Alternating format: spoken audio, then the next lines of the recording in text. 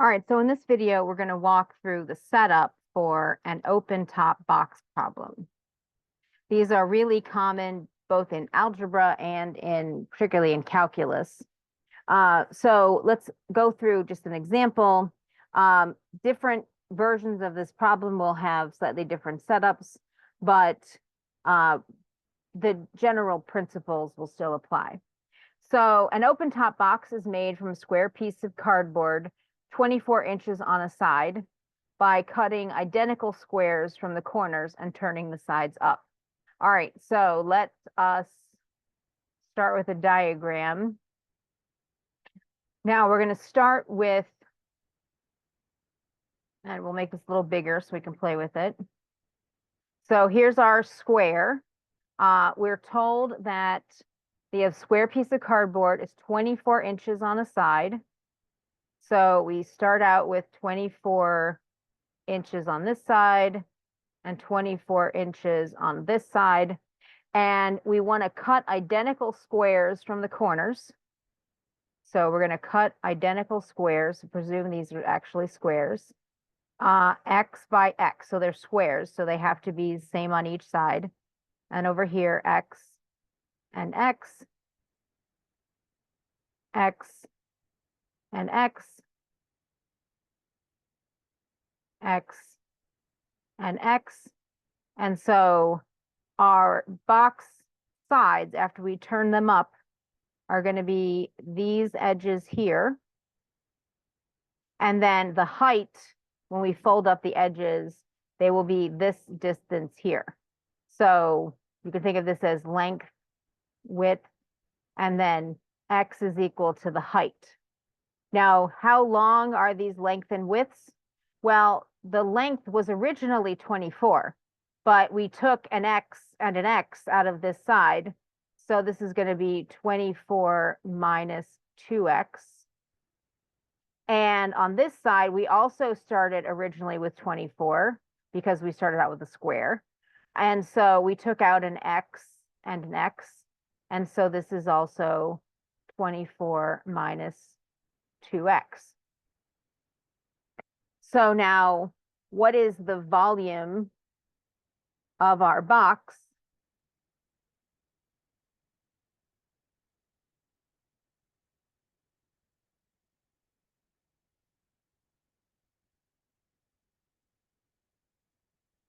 Well, the volume, if you recall, is length, width, height.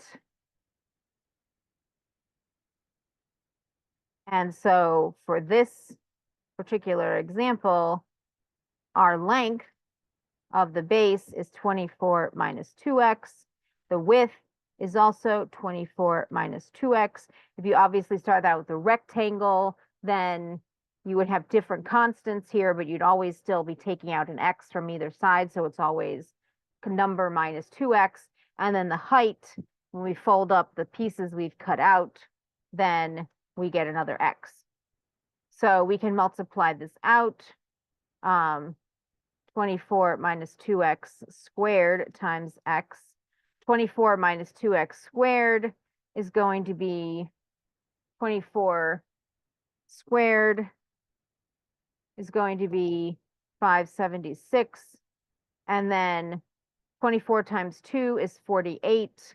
And 2 times that is 96 plus 4x squared times x is going to give us the volume as 4x cubed minus 96x squared plus 576. Now, some considerations that we need to take in mind, that we need to keep in mind are, where does this function apply? What is the natural domain of this function? And we have to think of it not as a polynomial per se, but as a real world scenario. And the main constraint that we have here is how long these sides are. If I take out an x and an x, eventually, if my x is big enough, the length of this side is going to be 0. And so I can't actually have x bigger than 12. In fact, strictly speaking, if I don't want my volume to go to exactly 0, then I shouldn't even be 12. And obviously, it's a real world scenario. If I take out no x's on the corners, then my volume will also be 0 because x is 0. But I can't go any smaller than that. So the domain essentially is going to be 0 to 12. And I could include the endpoints if I allow the volume to be 0, or I can exclude the endpoints if I insist that the volume needs to be strictly positive. But I can't be anywhere outside of this range. Now, this problem further goes on to say to find and interpret the values of v of 2 and v of 6. So let's go ahead and do that. V of 2, I can plug this into the factored form, or I can plug this into the polynomial form. I dropped my x out here. I think it's actually going to be easier to plug it into this form right here, just mathematically speaking. So if x is 2, then I'm taking 4 out of this. So that'll be 20 squared times 2. 20 squared is 400 times 2. That's 800. V of 6. So I'm taking x is 6. That's going to be 12. 24 minus 12 is going to be 12. 12 squared times 6 is going to be 144 times 6, which is going to be 864. And in each of these cases, this is the number of square units. If this is in inches, this would be the number of square or cubic inches inside cubic inches, because it's a cube, or it's a three-dimensional thing. The number of cubic inches that is available inside the box. Now we can see that different sizes of x are going to give us different possible volumes. And so one natural question to ask is, what is the maximum volume that we can get? Now, this is not something that we can necessarily do algebraically very easily, but this is something that we could do if we had calculus. In algebra, often our concern is to be able to set up the problems.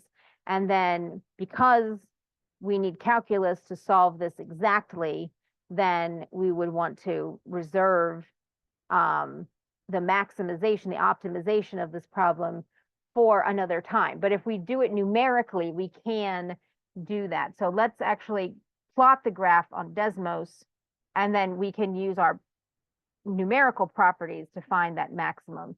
Our calculators, if you're using the TI, it also has a max function, and so you can get that exact value, well, to a certain number of decimal places. Now, I've set the graph window basically just outside of this natural domain. So I've set it from -1 to 13, just so we can actually see the intercepts, that they're not exactly on the edge of the screen.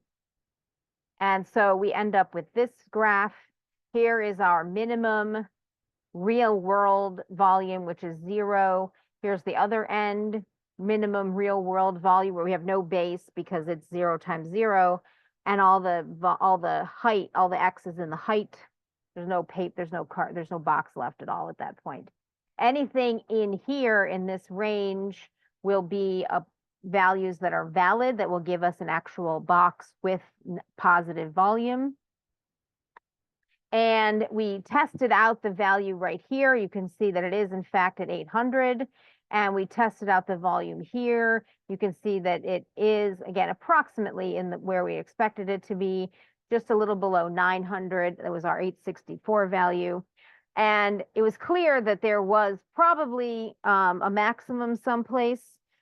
These were both pretty big, but one was slightly bigger than the other. Where was it? Well, it was actually right in the middle in this particular example, x equals 4. If we cut out edges of 4 from each side, then the largest possible volume that we can get for this configuration is going to be 1024 cubic inches of space inside the box. And again, we can only obtain this graphically, but again, when you get to calculus, then you'll be able to use calculus properties to find the position of this maximum. And even if you get some weird decimal value, you'll be able to use the calculus to get an exact value for this function. Now, just as a side note, if you start with a rectangle, you will get 3 possible zeros, not just 2 for your cubic. Sometimes some of them are negative. Sometimes you get 2 that are out here. But when one side shrinks to 0, the fact that you will eventually turn positive again doesn't matter. Because if your sides are negative, that is not good. So you can't have negative volume. So you would go only until the shortest side became 0.